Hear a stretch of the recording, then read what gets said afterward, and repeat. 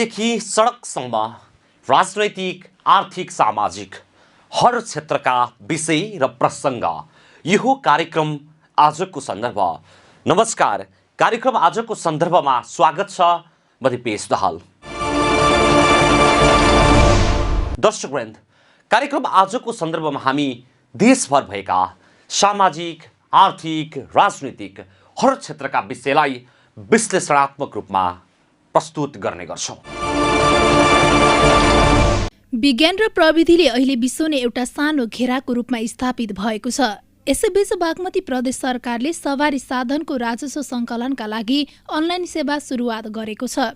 बागमती प्रदेशको राजधानी हेटौडामा एक समारोहका बीच मुख्यमन्त्री डोरमणि पौडेलले अनलाइन मार्फत राजस्व भुक्तानी गर्ने प्रणालीको सुरुवात गर्नुभएको हो।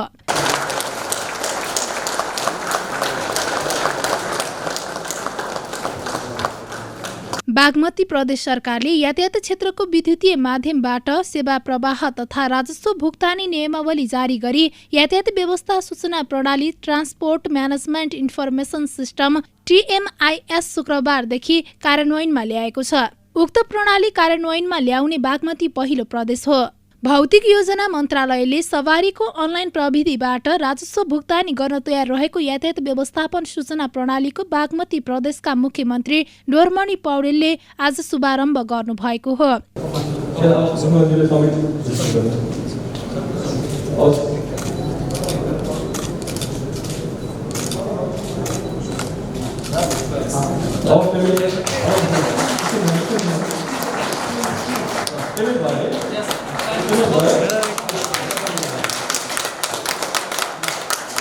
कार्यक्रममा अनलाइन प्रणालीमा आबद्ध सेवाहरूको परीक्षण एवं डेमो प्रस्तुत गरी औपचारिक रूपमा यसको सुरुवात गरिएको छ। कार्यक्रममा मुख्यमन्त्री पौडेलले हेटौडाका सेवाग्राही चिन्तामणि फुयालको मोटरसाइकलको उक्त प्रणाली मार्फत राजस्व तिरेर यातायात व्यवस्थापन सूचना प्रणाली शुभारम्भ गर्नुभएको थियो। बागमती प्रदेशका मुख्यमन्त्री डोरमणि पौडेलले प्रदेश सरकारले 2 वर्ष अघि घोषणा गरेको डिजिटल प्रदेशले हाल गति लिन थालेको बताउनु भएको छ। मुख्यमन्त्री पौडेलले उक्त अभियान सफल भएपछि राजस्व वृद्धि हुनुका साथै सेवाग्राहीको समय बचत एवं पारदर्शी पनि हुने दावी गर्नुभएको छ। प्रदेश सरकारको आर्थिक स्रोतको मेरुदण्डका रूपमा रहेको यातायात क्षेत्रलाई व्यवस्थित गर्न यस कार्यले सहयोग पुर्याउने उहाँले बताउनुभयो। सेवाग्राहीले पाउने दुःख कष्ट अब अन्त्य हुने र गुमिरहेको राजस्व वृद्धिलाई पनि यस कार्यले सहयोग पुर्याउने उहाँको भनाइ छ। यातायात क्षेत्रलाई सर्वसुलभ, पहुँच योग्य, सुरक्षित, व्यवस्थित एवं विश्वसनीय बनाउन सवारी साधनको विवरणहरू डिजिटलाइजेसन गर्ने तथा अनलाइन सेवा प्रदान गरी सेवा प्रवाहलाई सेवाग्राही मैत्री बनाउने सरकारको नीति लिएको मुख्यमन्त्री पौडेलले बताउनु भएको छ। यातायात क्षेत्र यस्तो क्षेत्र हो, प्रदेश सरकारको निमित्त यातायात क्षेत्र हाम्रो स्रोत, आर्थिक स्रोतको सबैभन्दा मेरुदण्डको रूपमा रहेको यातायात क्षेत्रलाई हामीले यसलाई व्यवस्थित गर्न नसक्दा धेरै परिणामहरू, आउनुपर्ने परिणामभन्दा कम राजस्व सङ्कलन भइरहेको अवस्था र खास गरेर सेवाग्राहीहरूले पाउने जुन दुःख कष्ट थियो त्यसको अन्त्यको निमित्त हामीले लामो समयदेखि प्रयत्न गरिरहेका छौँ। र म के अनुरोध गर्छु भने हामी अघि यहाँ डिटेलमा प्राविधिक साथीहरूले भनिसक्नु भएको छ, होइन? म डिटेलमा जान चाहन्न, तर हामीसँग भएका कार्यालयहरूमा यति धेरै प्रेसर, यति धेरै चाप कि कैयन मान्छेहरूले किन राजस्व तिर्दैनन् भन्दाखेरि त्यहाँ लाइन बस्नुपर्ने अवस्था, त्यहाँ पाउने दुःख, त्यहाँको कष्टले गर्दाखेरि पनि बरु गयो जाओस्, यो लाइनमा जाँदैन भन्ने खालका मान्छेहरू पनि धेरै भेट्यो। हजारौँ हजार रुपियाँ 10औं वर्षसम्म कर तिरेर बस्ने पनि देखिएको छ। त्यसले गर्दा उहाँहरूलाई कसरी सहज हुन सक्छ र सेवाग्राहीलाई सकेसम्म सहज गरोस् भन्ने उद्देश्यले यो अभियान, यो त म के भन्छु भने यो क्षेत्रको निम्ति एउटा रेभोल्युसन हो, एउटा क्रान्ति हो। अब यसलाई होला केही समस्याहरू, अझै पनि समस्या आउन सक्छन्, किनभने बिल्कुल नयाँ प्रविधिमा हामी गरिएका छौँ। आज विश्व धेरै अगाडि बढिसकेको छ, हामी धेरै पछाडि छौँ। जे होस्, पछाडि भए पनि हामीले सुरुवात गरेका छौँ। सुरुवाती चरणमा केही चुनौतीहरू आउन सक्छन्, केही समस्याहरू पनि आउन सक्छन्। यो अभियानमा असफल गराउने पनि मान्छे हुन सक्छन्। म तपाईँलाई उदाहरण दिउँ, नयाँ प्रविधिमा जाँदाखेरि धेरै मान्छेहरूलाई त्यसले कुनै न कुनै हिसाबले प्रभाव पारेको पनि हुनसक्छ। हो, त्यो नेगेटिभ अवधारणा उहाँमा हुनसक्छ र त्यसका जस्तो सुकै भए पनि हाम्रो प्रतिबद्धता, तपाईँ हामीले जे गर्न खोजेका छौँ यो प्रतिबद्धता पुरा गर्नैपर्छ र तब मात्रै हामीले पारदर्शिता कुरा गर्छौँ, सेवा सुविधाका कुरा गर्छौँ। हामीले के भनेका छौँ? हाम्रो सरकार पारदर्शी छ, सुशासन कायम गर्छ। सुशासन कायम गर्ने भनेको सबभन्दा पहिलो कुरा के त भने भ्रष्टाचारलाई नियन्त्रण गर्नु, भ्रष्टाचारलाई जिरोमा जानु, भ्रष्टाचारलाई शून्य सहनशीलतामा लैजानु, तब मात्रै हाम्रो सुशासनको कुरा हुन सक्छ। तर यातायात क्षेत्र यस्तो क्षेत्र हो, धेरै भन्न हुँदैन तर धेरै कुराहरू आउँछन्, धेरै धेरै टीका टिप्पणीहरू उठेका छन्, धेरै विरोधका स्वरहरू उठेका छन् र त्यहाँ पाउने सेवाग्राहीहरूले पाउने दुःखका बारेमा मैले भने र अत्यन्तै धेरै कष्ट गर्ने बताइरहनु भएको छ। उहाँहरूलाई अब कसरी हुन्छ सहज ढङ्गले सेवा गराउने हाम्रो मूल उद्देश्य रहेको छ। त्यसैले यो महत्त्वपूर्ण मलाई लाग्छ, एउटा आन्दोलनकै रूपमा यसलाई लिनुपर्छ र यसलाई इम्प्लिमेन्ट गर्ने कुरामा, लागू गर्ने कुरामा हाम्रा यहाँका व्यवस्था कार्यालयहरू अब एकदम सक्रियताका साथ लागू हुनेछ र यसलाई सफल बनाउनु हुनेछ भन्ने मलाई लाग्छ। त्यसै गरी यहाँका व्यवसायी साथीहरूलाई मैले देखिरहेको छु र उहाँहरूको पनि अभिभावक, उहाँहरूको पनि जिम्मेवारी अब यसरी जानुपर्छ भनेर उहाँहरूले पनि आफ्नो भूमिका निर्वाह गर्नुपर्छ र मात्रै हामी यो अभियानमा सफल हुन्छौँ। यो अभियान सफल हुनु भनेको एउटा ठुलो राजस्व, डुबिरहेको राजस्वलाई वृद्धि गर्ने अनि धेरै जनशक्ति, केही जनशक्तिमा प्रभाव पर्न सक्छ अनि त्यसले पनि केही असर गर्न सक्छ। म एउटा उदाहरण दिन्छु तपाईँलाई। जब कम्प्युटर सिस्टम आयो देशमा, हामी सबै म्यानुअली रसिद काट्थ्यौँ र नगरपालिकामा मैले हेर्दा, म नगरपालिका सङ्घको अध्यक्ष हुँदाखेरि यो होल नगरपालिकाहरूमा अब कम्प्युटराइज गर्नुपर्छ भनेर हामीले अभियान चलायौँ। विभिन्न चाहिने दाताहरूसँग हामीले ऋण लियौँ, हामीले अनुदान माग्यौँ र त्यो कम्प्युटराइज सिस्टम गर्ने भनेर धेरै नगरपालिकामा सुरु गऱ्यौँ।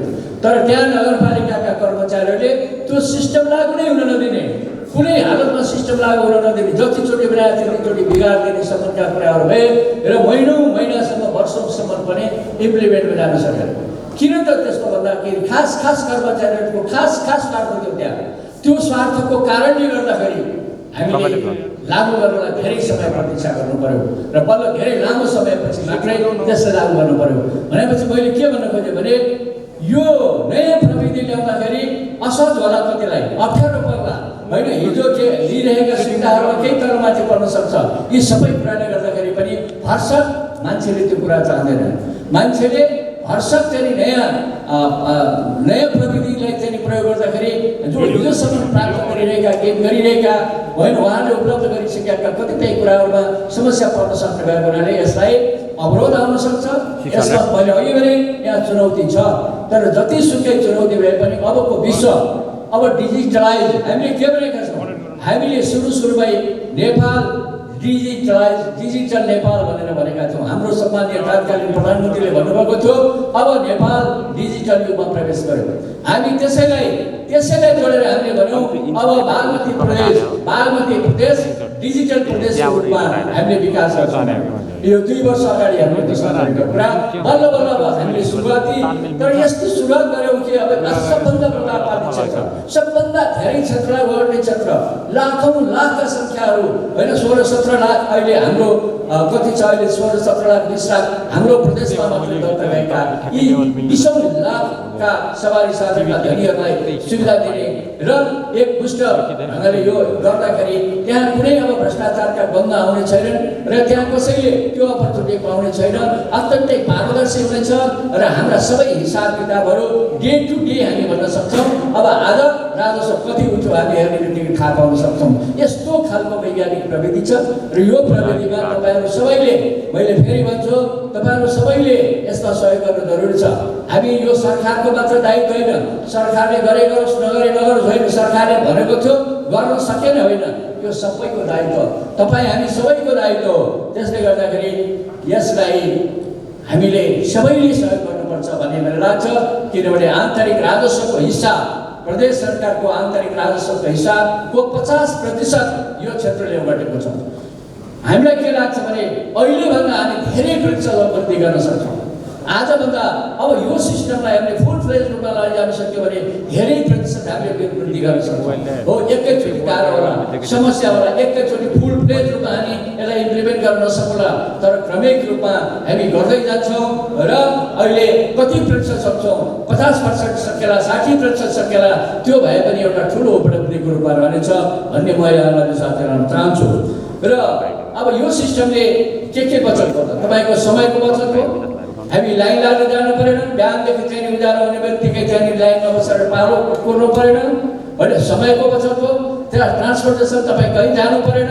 मैले अहिले भने कति कारणले त्यो लाइन बस्नुपर्नेको कारणले तिर्दै नतिरेका रकमहरू पनि छन्, कैयनचरी रिन्यू नगरेका केसहरू पनि छन्। अब उहाँहरूले घरमा बसी बसी आरामसँग चाहिँ तिर्न सक्नुहुन्छ र एउटा ठुलो उपलब्धि हो भन्ने मलाई लाग्छ।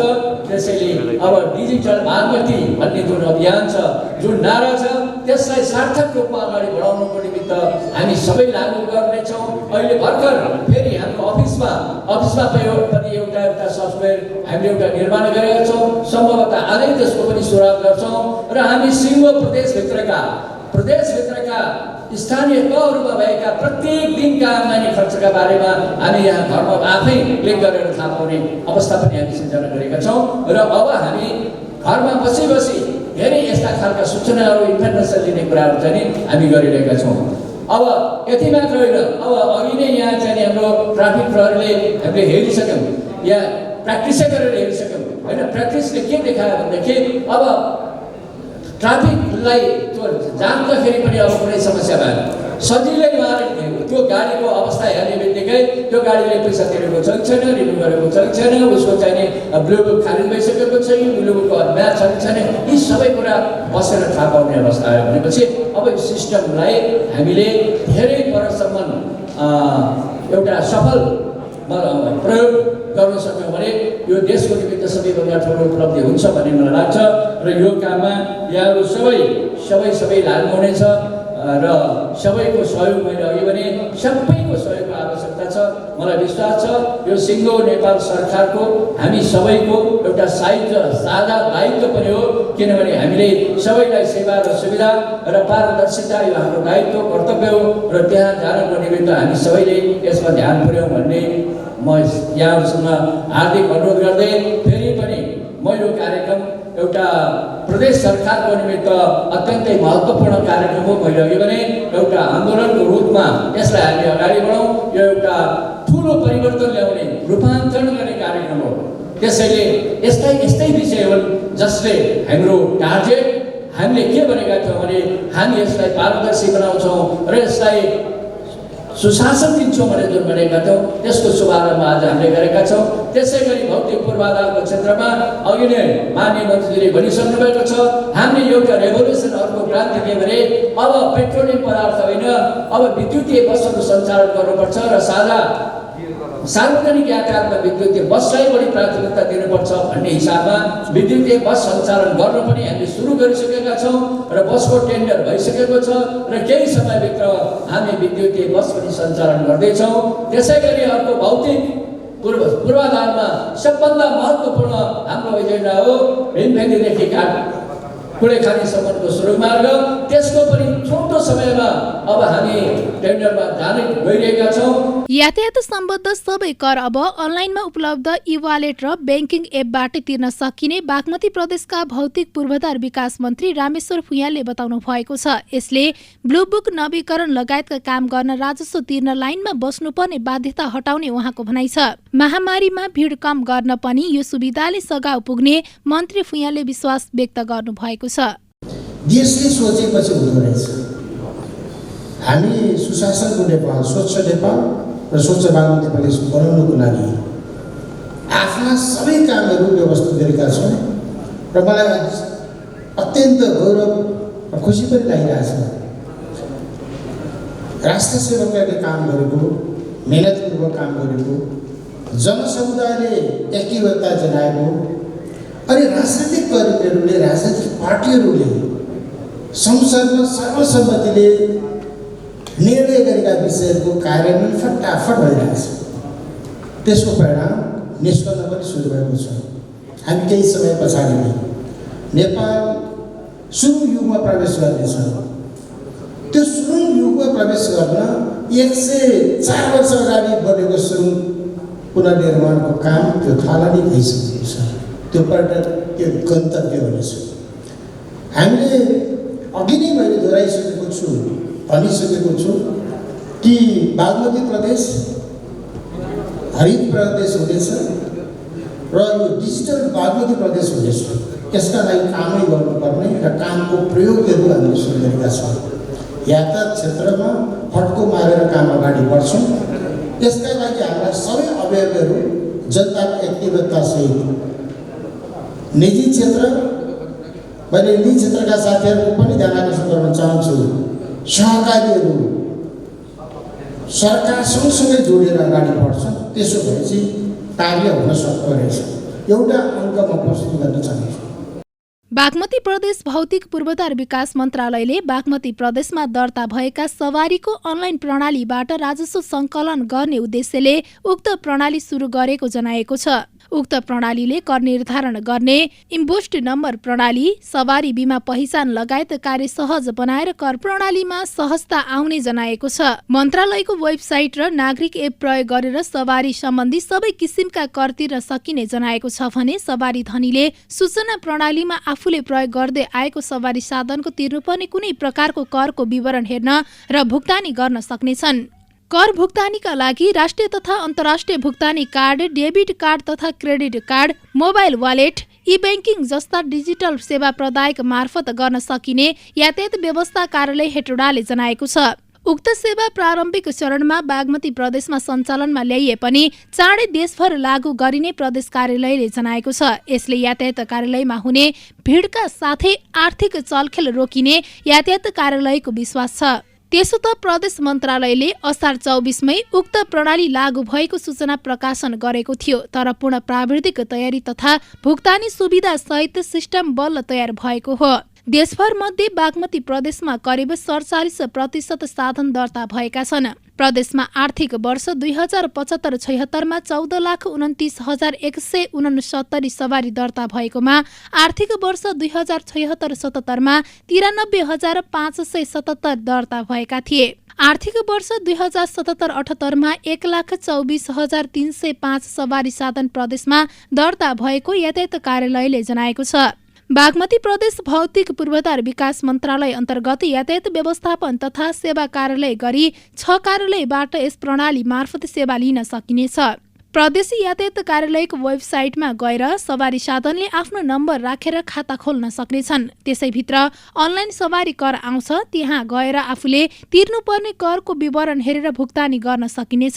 सवारी धनीको विवरण पनि यसैबाट अत्यावधिक वा सच्याउन सकिनेछ।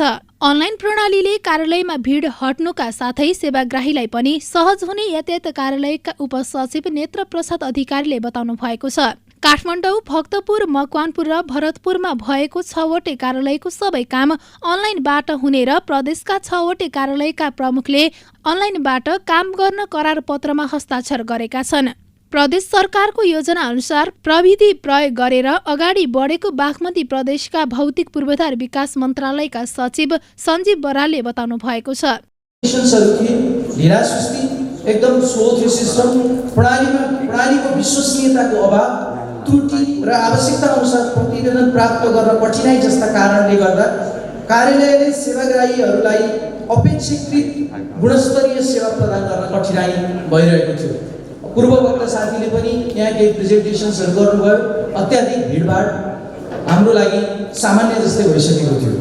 एउटा तितो यथार्थ के थियो भने निजी कम्पनीबाट विकास गरिएको यो प्रणालीको सञ्चालन सम्झौता यातायात व्यवस्था विभागसँग भएको थियो। तर प्रदेश मातहत यातायात कार्यालय आइसकेपछि सम्झौता रिन्यू नै नभएको करिब 3 वर्ष भइसकेको थियो। यस प्रणालीको डाटाबेसको सुरक्षाको जिम्मेवारी न त यातायात व्यवस्था विभागले लिएको थियो, न त अन्य कसैसँग यो सम्झौता अनुसार बाध्यकारी थियो। यस प्रणालीको डाटाबेसको सुरक्षाको जिम्मेवारी न त यातायात व्यवस्था विभागले लिएको थियो, न त अरू कसैले। प्रदेश सरकार भौतिक पूर्वाधार विकास मन्त्रालयहरूलाई सम्मानित अख्तियार दुरुपयोग अनुसन्धान आयोगले समेत यो डाटाबेसको सुरक्षाको सम्बन्धमा र यो सिस्टमलाई इन्ट्याक्ट बनाउने सम्बन्धमा पटक पटक सुझावहरू दिइरहेको थियो। एउटा सवारी साधनको कर तिर्न कार्यालय गएर लामो समय व्यतीत गर्नुपर्थ्यो। कर कति तिर्ने भनेर सोध्नको लागि एउटा लामो लाइन बस्नुपर्थ्यो। त्यसपछि रकम तिर्नको लागि अर्को लाइन बस्नुपर्थ्यो। त्यसपछि बिल प्रिन्ट गर्नको लागि अर्को लाइन बस्नुपर्थ्यो। भने अत्यन्त भिडभाड, कोलाहल, अस्तव्यस्त र लामो समयपछि सेवा प्राप्त गरिने र विभिन्न समस्याहरू आइलाग्ने, मानवीय त्रुटिहरू हुने जस्ता समस्या हाम्रो यथार्थ भएको थियो। कार्यालयमा बिचौलिया मिडलम्यानहरूको उपस्थिति हुने गर्दथ्यो भने तिनीहरूको सहयोग बिना त सेवै लिन सकिँदैन कि भन्ने जस्तो पनि देखिन्थ्यो। निहालेर हेर्दा यो विषय असामान्य भए तापनि सामान्य मान्ने बाध्य यो हाम्रो नियति जस्तै भएको थियो। सेवाग्राहीहरूको गुनासो व्याप्त थियो र लाग्दथ्यो यस क्षेत्रको सुधार समय आफैले मागिसक्यो जस्तो हामीलाई लाग्ने गर्दथ्यो। माननीय मुख्यमन्त्री तथा मान्य मन्त्रीहरू, अब हामीले के गर्यौँ त, यस र अबबाट के हुन्छ त, नयाँ प्रणालीमा के छ त भन्ने विषय केही राख्ने अनुमति चाहन्छु। विद्युतीय माध्यमबाट यातायात क्षेत्रको सेवा प्रवाह तथा राजस्व भुक्तानी नियमावली 2078 को प्रावधान बमोजिम बागमती प्रदेशभित्र दर्ता कायम रहेका तथा अन्य प्रदेशभित्र दर्ता भई बागमती प्रदेशमा नवीकरण गरिएका सवारी साधनहरूको विवरणलाई व्यवस्थित गरी प्रविधि मैत्री बनाउँदै प्रभावकारी सेवा गर्न पहिलेको सवारी दर्ता प्रणाली भेहिकल रजिस्ट्रेसन सिस्टमको सीमितता तथा कमी कमजोरीलाई सुधार गर्दै ट्याक्स क्याल्कुलेटर मोडुल, एउटा थप मोडुल सहितको अनलाइन भुक्तानी प्रणालीमा आबद्ध गरिएको सुधारयुक्त सवारी दर्ता प्रणाली अपग्रेडेड भिआरएस पनि भन्छौँ, अपग्रेडेड भेहिकल रजिस्ट्रेसन सिस्टम सञ्चालनको लागि यातायात व्यवस्थापन सूचना प्रणाली TMIS को विकास गरी कार्यान्वयन ल्याइएको छ। यो प्रणाली आफैले राजस्वको विवरण हेर्न मिल्ने सिस्टम छ।